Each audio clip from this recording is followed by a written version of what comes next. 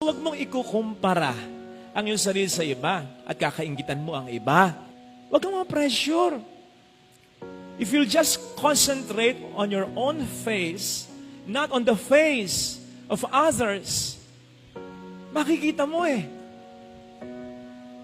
Pwedeng parang nauna sila, pero makikita mo rin kung tututukan mo lang talaga.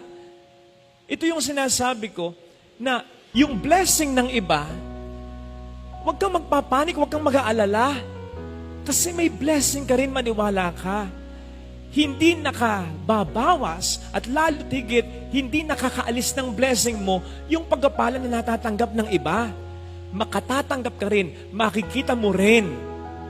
At kapag natanggap mo, kapag nakita mo na, you'll realize na yung moment na natanggap mo at nakita mo na, speaking of blessing yun talaga yung araw, yung